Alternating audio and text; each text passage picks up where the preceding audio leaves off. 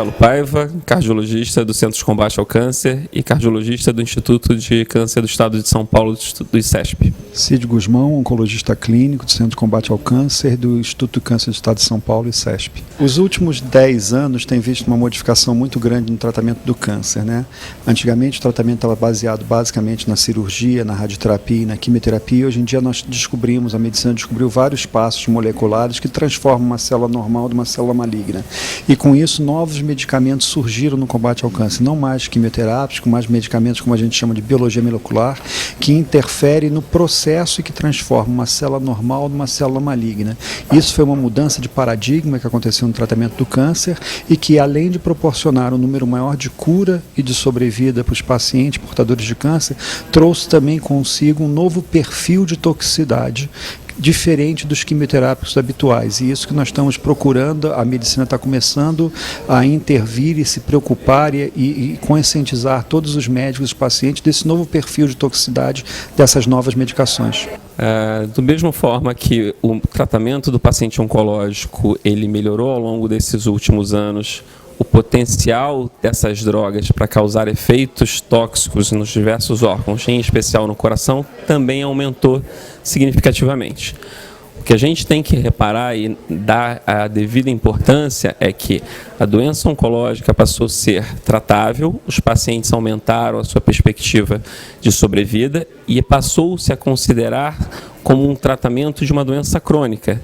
Então, esses pacientes que num determinado momento da vida estão sujeitos a uma neoplasia, a um câncer, passam a ser tratados e começam a apresentar outras patologias, como hipertensão, colesterol elevado, diabetes e, consequentemente, também estão expostos ao risco de doença arterial coronariana e problemas do coração.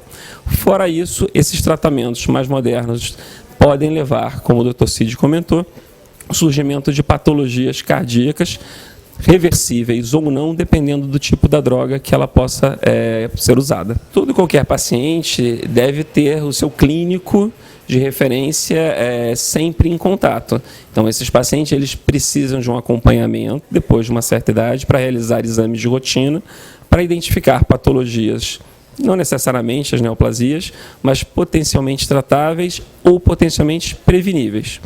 Quando você tem um diagnóstico de neoplasia, cabe ressaltar a necessidade de uma avaliação clínica completa, não só cardiológica.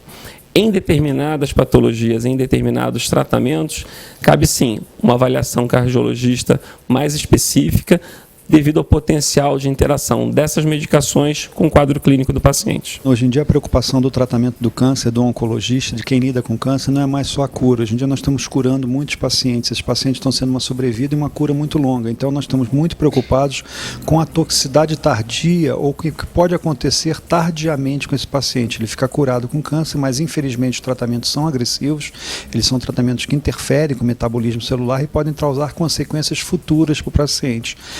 O Brasil foi pioneiro nessa área, na realidade. A gente sabe que várias drogas, mesmo quimioterápicas, têm a atuação maléfica sobre o coração, podem causar insuficiência cardíaca, podem causar infarto agudo do miocárdio, e essas drogas novas de biologia molecular criaram novas chances, maiores chances de acontecer e potencializaram esse dano. O Brasil, isso é uma coisa que a gente já sabe há pelo menos há 5 anos, toda a comunidade médica se preocupa com isso. O cardiologista se transformou um clínico assim, muito frequente no acompanhamento do paciente com câncer. O relacionamento entre o oncologista e o cardiologista é cada vez mais frequente, e o Brasil foi pioneiro em desenvolver uma diretriz para isso. Quer dizer, nós oncologistas não somos cardiologistas, nós não estudamos cardiologia, então nosso conhecimento de cardiologia é muito limitado. E o Brasil foi pioneiro, a Sociedade Brasileira de Cardiologia patrocinou uma iniciativa de juntar oncologistas que tratam de doença oncológica ligada à cardiologia no país, com cardiologistas do Brasil inteiro, da Sociedade Brasileira de Cardiologia, juntou com a Sociedade Brasileira de Oncologia. Isso foi patrocinado pelo INCOR e pelo ICESP, e foi feita uma reunião de consenso, onde foi revisto durante pelo menos 2 meses todas as patologias patologias oncológicas, as medicações oncológicas que poderiam interferir no coração, causar dano ao coração, e como isso poderia ser diagnosticado precocemente, tratado, evitado, e qual deveria ter sido o manejo desse paciente. Foi elaborado então uma diretriz de cardiologia, ela está disponível no site da Sociedade Brasileira de Cardiologia a partir dessa semana, e a proposta da Sociedade Brasileira de Cardiologia e da Sociedade Brasileira de Oncologia Clínica, isso foi levado para o Ministério da Saúde, é que isso seja disponibilizado para todo o Brasil, não apenas do ponto de vista documental para acesso da diretriz, mas também no ponto de vista agora de projetos educacionais para conscientizar tanto os médicos como os pacientes dos potenciais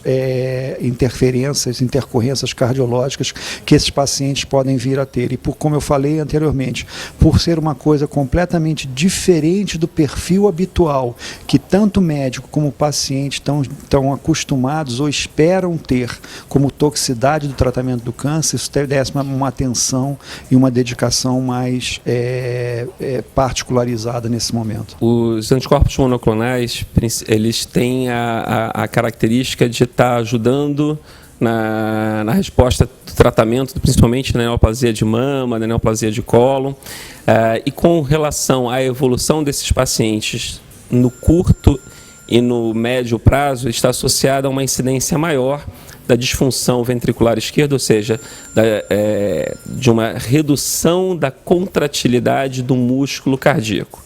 Inicialmente, a gente considerava isso uma redução potencialmente reversível.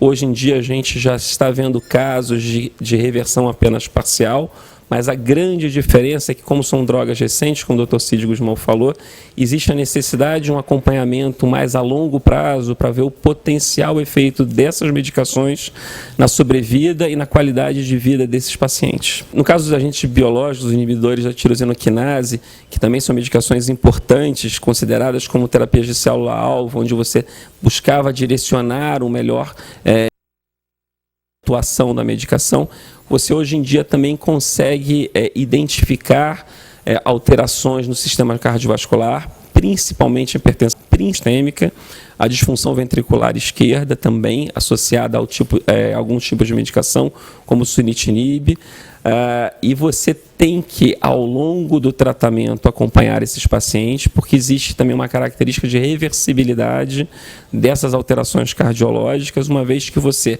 ou reduz a droga, né, a dosagem que você está utilizando, ou até mesmo suspenda o tratamento num determinado momento. A alteração cardiológica, ela é muito dependente, como o Dr. Cid falou, do tipo de medicação que você está utilizando. Ou seja, um exemplo mais clássico, onde praticamente todos os profissionais da área de saúde estão habituados a lidar, que são as antraciclinas.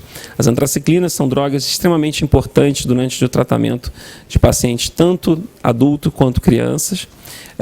Eles têm uma cardiotoxicidade que a gente chama de aguda e subaguda na fase inicial do tratamento e na fase até os primeiros 5 anos do término do tratamento.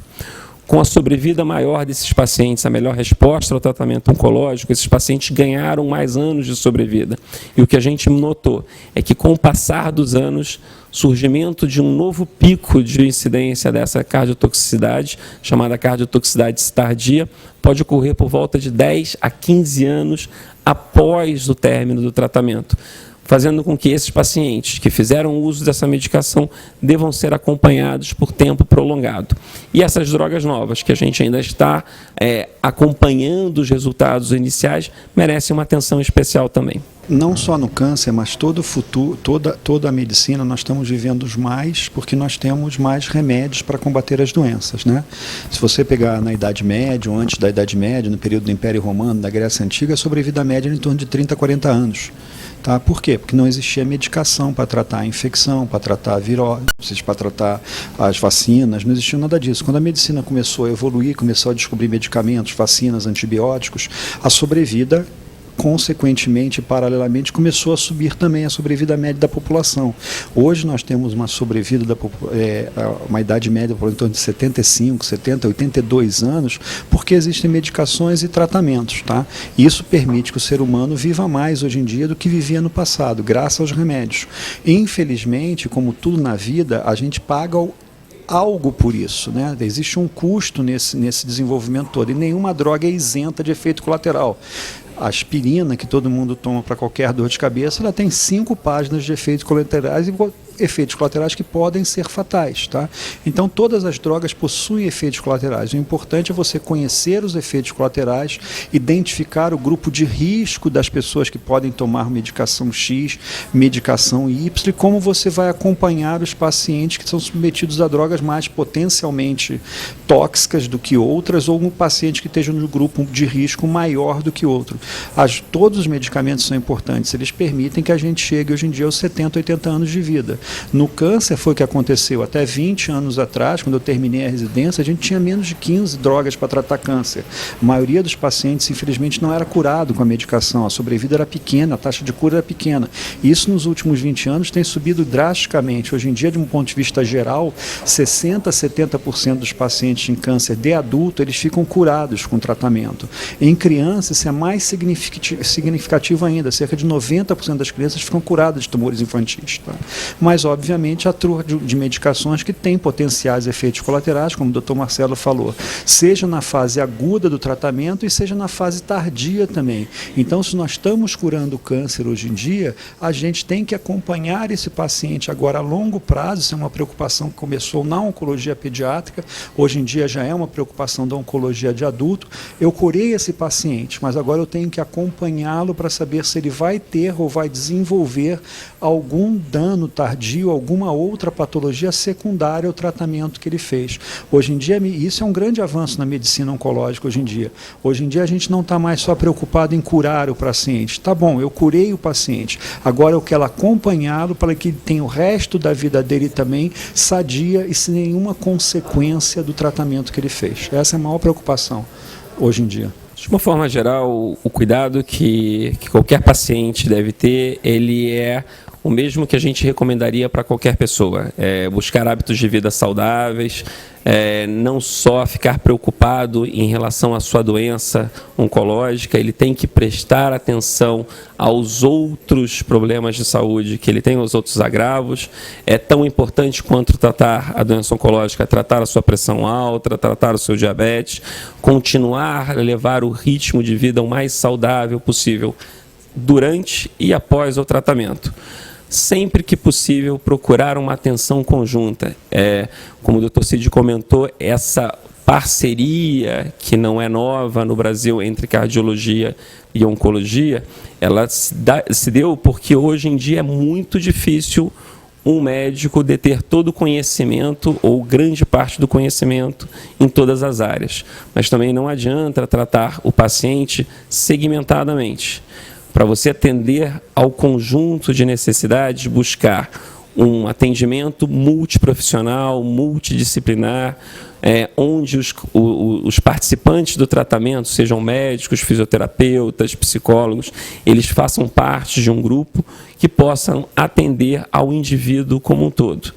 E depois do término do tratamento, manter um acompanhamento regular, não apenas da parte oncológica, mas também de todos os outros problemas de saúde que eventualmente coexistam ou possam surgir dali para frente.